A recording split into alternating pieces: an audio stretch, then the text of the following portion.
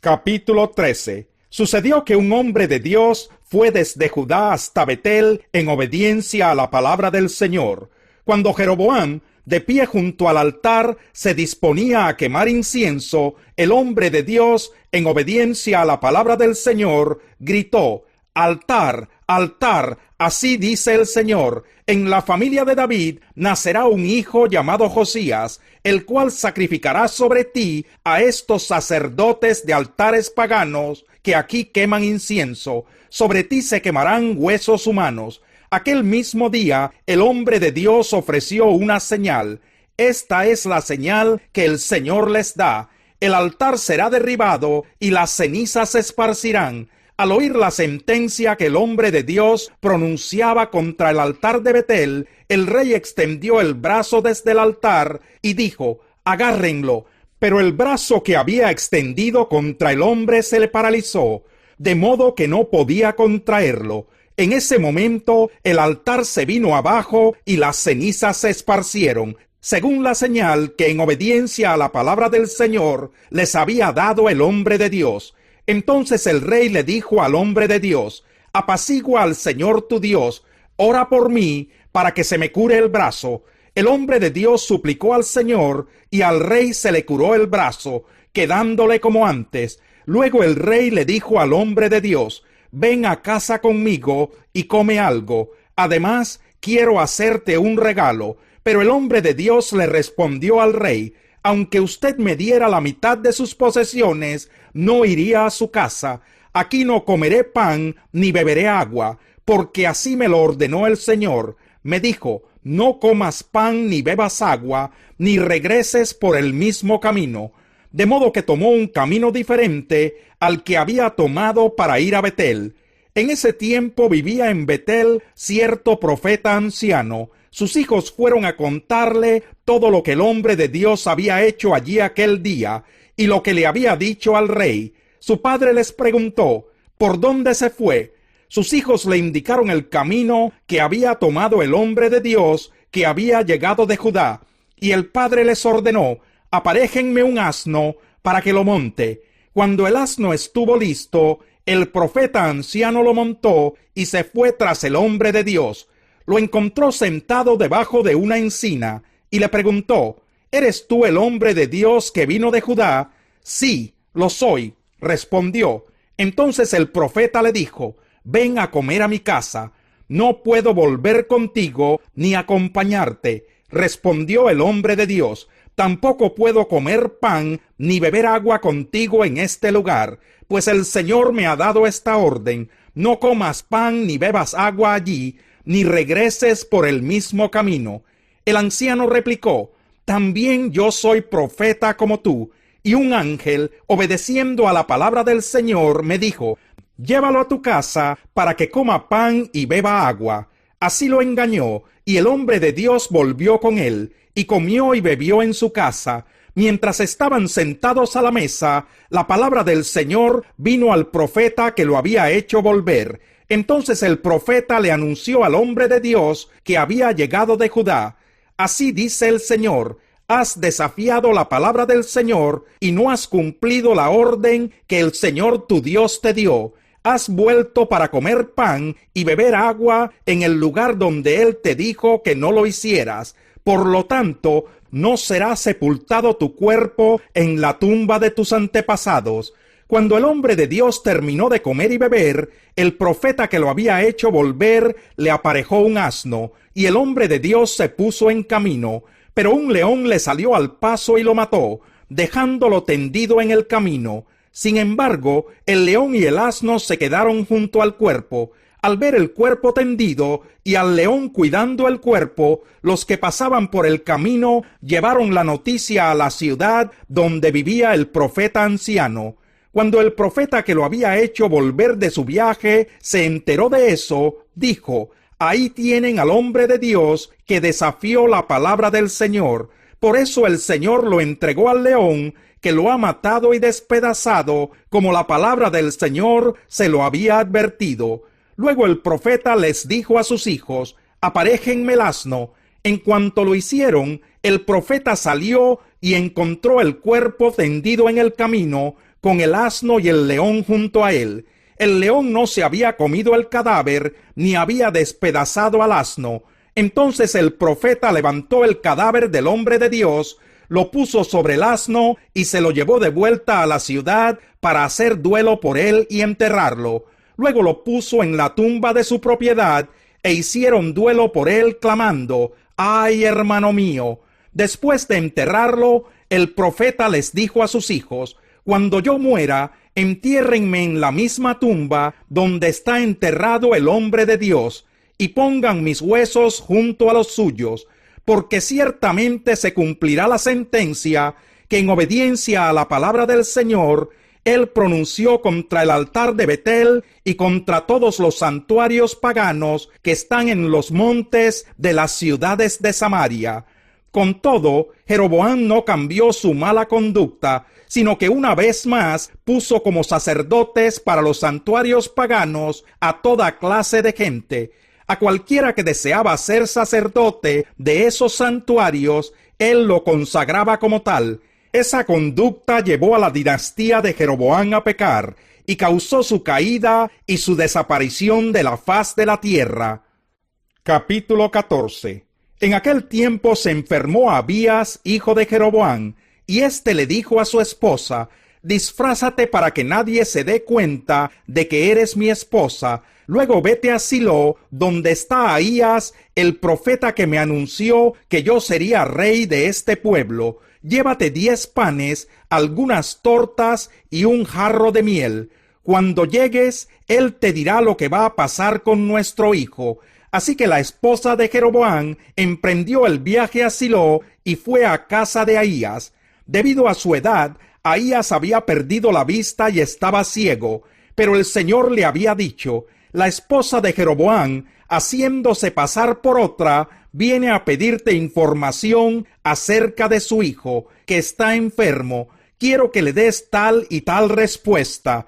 Así que cuando Ahías oyó el sonido de sus pasos, se dirigió a la puerta y dijo: esposa de Jeroboam, ¿por qué te haces pasar por otra? Entra, que tengo malas noticias para ti. Regresa a donde está Jeroboam y adviértele que así dice el Señor, Dios de Israel: yo te levanté de entre mi pueblo Israel y te hice su gobernante. Le quité el reino a la familia de David para dártelo a ti. Tú, sin embargo, no has sido como mi siervo David, que cumplió mis mandamientos y me siguió con todo el corazón, haciendo solamente lo que me agrada. Por el contrario, te has portado peor que todos los que vivieron antes de ti, al extremo de hacerte otros dioses, ídolos de metal. Esto me enfurece, pues me has dado la espalda. Por eso voy a enviarle una desgracia a la familia de Jeroboam. De sus descendientes en Israel exterminaré hasta el último varón, esclavo o libre. Barreré la descendencia de Jeroboam como se barre el estiércol, hasta no dejar rastro. A los que mueran en la ciudad se los comerán los perros, y a los que mueran en el campo se los comerán las aves del cielo. El Señor lo ha dicho. En cuanto a ti, vuelve a tu casa, pues cuando llegues a la ciudad, morirá el muchacho. Entonces todos los israelitas harán duelo por él y lo sepultarán. De la familia de Jeroboam, solo él será sepultado, porque en esa familia solo él ha complacido al Señor, Dios de Israel. El Señor levantará para sí un rey en Israel, que exterminará a la familia de Jeroboam. De ahora en adelante, el Señor sacudirá a los israelitas como el agua sacude las cañas. Los desarraigará de esta buena tierra que les dio a sus antepasados, y los dispersará más allá del río Éufrates, porque se hicieron imágenes de la diosa Aserá, y provocaron así la ira del Señor. Y el Señor abandonará a Israel por los pecados que Jeroboam cometió e hizo cometer a los israelitas. Entonces la esposa de Jeroboam se puso en marcha y regresó a Tirsá. En el momento en que atravesó el umbral de la casa, el muchacho murió. Así que lo sepultaron, y todo Israel hizo duelo por él, según la palabra que el Señor había anunciado por medio de su siervo, el profeta Ahías. Los demás acontecimientos del reinado de Jeroboam, sus batallas y su gobierno, están escritos en el libro de las crónicas de los reyes de Israel. Jeroboam reinó 42 años. Cuando murió, su hijo Nadab lo sucedió en el trono. Roboam, hijo de Salomón, fue rey de Judá. Tenía 41 años cuando ascendió al trono y reinó 17 años en Jerusalén, la ciudad donde de entre todas las tribus de Israel el Señor había decidido habitar. La madre de Roboam era una amonita llamada Noamá. Los habitantes de Judá hicieron lo que ofende al Señor, y con sus pecados provocaron los celos del Señor más que sus antepasados. Además, en todas las colinas y bajo todo árbol frondoso se construyeron santuarios paganos, piedras sagradas e imágenes de la diosa Aserá. Incluso se practicaba en el país la prostitución sagrada.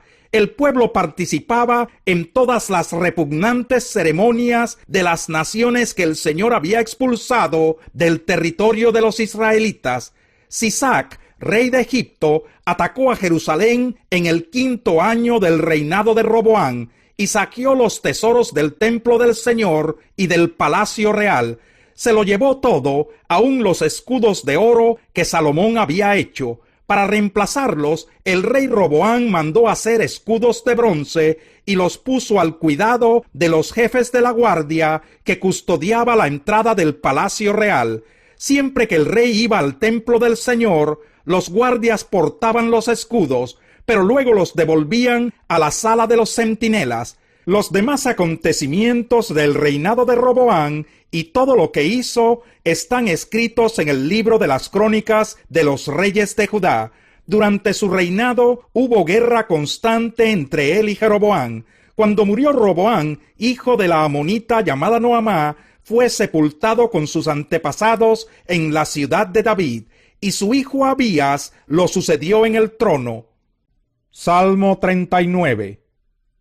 Me dije a mí mismo: mientras esté ante gente malvada, vigilaré mi conducta. Me abstendré de pecar con la lengua, me pondré una mordaza en la boca. Así que guardé silencio, me mantuve callado, ni aun lo bueno salía de mi boca. Pero mi angustia iba en aumento, el corazón me ardía en el pecho. Al meditar en esto, el fuego se inflamó, y tuve que decir: hazme saber, Señor, el límite de mis días y el tiempo que me queda por vivir.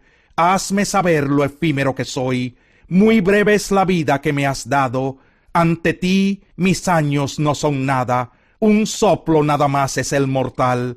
Un suspiro que se pierde entre las sombras. Ilusorias son las riquezas que amontona, pues no sabe quién se quedará con ellas. Y ahora, Señor, ¿qué esperanza me queda? Mi esperanza he puesto en ti. Líbrame de todas mis transgresiones, que los necios no se burlen de mí. He guardado silencio, no he abierto la boca, pues tú eres quien actúa. Ya no me castigues, que los golpes de tu mano me aniquilan. Tú reprendes a los mortales, los castigas por su iniquidad. Como polilla acabas con sus placeres, un soplo nada más es el mortal. Señor, escucha mi oración, atiende a mi clamor, no cierres tus oídos a mi llanto. Ante ti soy un extraño, un peregrino, como todos mis antepasados. No me mires con enojo, y volveré a alegrarme antes que me muera y deje de existir. Salmo 40. Puse en el Señor toda mi esperanza. Él se inclinó hacia mí y escuchó mi clamor. Me sacó de la fosa de la muerte, del lodo y del pantano. Puso mis pies sobre una roca y me plantó en terreno firme. Puso en mis labios un cántico nuevo, un himno de alabanza a nuestro Dios. Al ver esto, muchos tuvieron miedo y pusieron su confianza en el Señor. Dichoso el que pone su confianza en el Señor y no recurre a los idólatras, ni a los que adoran dioses falsos. Muchas son, Señor mi Dios, las maravillas que tú has hecho. No es posible enumerar tus bondades en favor nuestro. Si quisiera anunciarlas y proclamarlas, serían más de lo que puedo contar. A ti no te complacen sacrificios ni ofrendas, pero me has hecho obediente. Tú no has pedido holocaustos ni sacrificios por el pecado. Por eso dije, aquí me tienes. Como el libro dice de mí, me agrada, Dios mío, hacer tu voluntad.